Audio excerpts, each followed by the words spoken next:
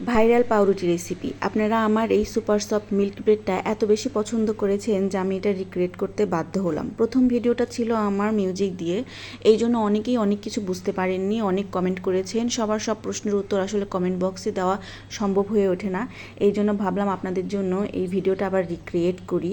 এখানে আপনাদের সব প্রশ্নের উত্তরগুলো আমি দিয়ে দেব। আশা করছি আপনারা আপনাদের সব প্রশ্নের উত্তর পেয়ে যাবেন এবং এই রেসিপিটি আবার নতুন করে খুব ভালোভাবে তৈরি করতে পারবেন। চলেন তাহলে দেরি না করে মূল রেসিপিতে ফিরে যাই। আমি এই সুপার সফট মিল্ক ব্রেডটা তৈরি করার জন্য এখানে 2 কাপ ময়দা নিয়ে নিয়েছি, আর এখানে আমি 3 টেবিল চামচ পরিমাণ চিনি দিয়ে দেব। যদি আপনারা একটু মিষ্টি বেশি খেতে চান চিনি একটু বেশি দেবেন, আর যদি মিষ্টি কম খেতে চান, একটু হেলদি খেতে চান, তাহলে চিনিটা একটু কম দিবেন। এখানে আমি দিয়ে দিচ্ছি 1 চা চামচ ইনস্ট্যান্ট ড্রাই ইস্ট। এই ড্রাই ইস্টটা আপনারা যে কোনো সুপার শপ বা মুদিখানার দোকানে পাবেন। আর এখানে দিয়ে দিচ্ছি 1 টেবিল চামচ গুঁড়া দুধ আর সামান্য লবণ। একটা টিপস দিয়ে দিই, ইস্টের গন্ধ, অনেকে বলে পাউরুটিতে ইস্টের গন্ধ থাকে, এই ইস্টের গন্ধ দূর করার জন্য কিন্তু আপনারা এই গুঁড়া দুধ ইউজ করতে পারেন। গুঁড়া দুধ ইউজ করলে কিন্তু আর ইস্টের গন্ধ থাকে না। এখানে আমি 2 টেবিল চামচ সয়াবিন তেল দিয়ে দিচ্ছি, আর একটা রুম টেম্পারেচারে থাকা ডিম দিয়ে দিচ্ছি। ডিমটাকে কিন্তু অবশ্যই রুম টেম্পারেচারে থাকা ডিম নেবেন। ফ্রিজের ডিম দিয়ে কিন্তু কখনোই পাউরুটি বা কেক তৈরি করবেন না, তাহলে কিন্তু সেটা ভালো হবে না।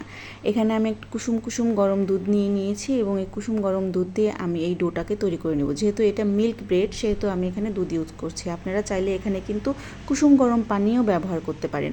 আমি সম্পূর্ণ দুধটা একবারে দিইনি, আমি অল্প অল্প অল্প অল্প করে দুধটা দিয়ে একটা সফট ডো তৈরি করে নিয়েছি। দেখুন কতটা পরিমাণ সফট হয়েছে। এবার এই ডোটাকে আমি হাত দিয়ে খুব ভালোভাবে মথে নেব। আর একটা টিপস দিয়ে দিই, আপনারা যদি পাউরুটিটাকে অনেক বেশি সফট করতে চান, ফ্লাফি করতে চান, তাহলে অবশ্যই এই ডোটাকে খুব ভালোভাবে হাত দিয়ে মথে নেবেন।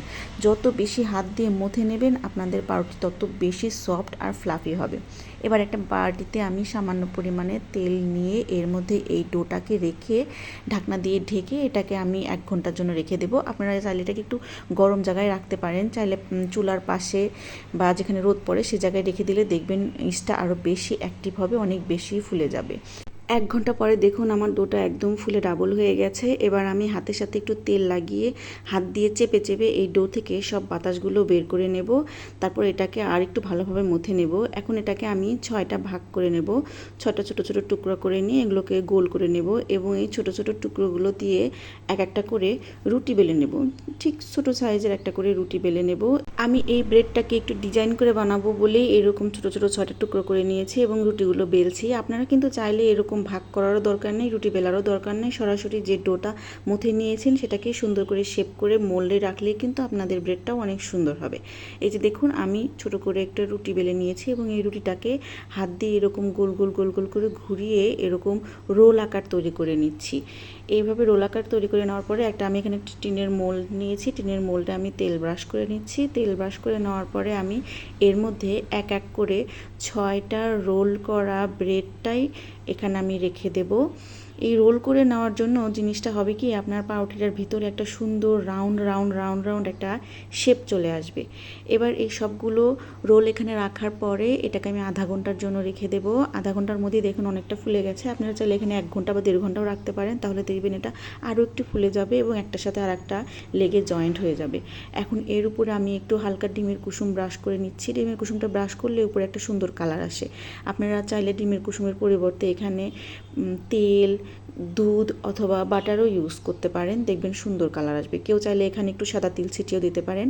এবার আমি এখানে একটা চুলার উপরে একটা তাওয়া রেখেছি এবং তাওয়াটাকে প্রথমে 5-10 মিনিটের জন্য হালকা হিটে একটু প্রিহিট করে নিয়েছি। তারপর আমি এই মোলটাকে রেখে এখানে যে অল্প আছে, দেখেন চুলার আঁচটা ঠিক কেমন রেখেছি আমি, এরকম অল্প আছে 30 মিনিটের জন্য বেক করেছি।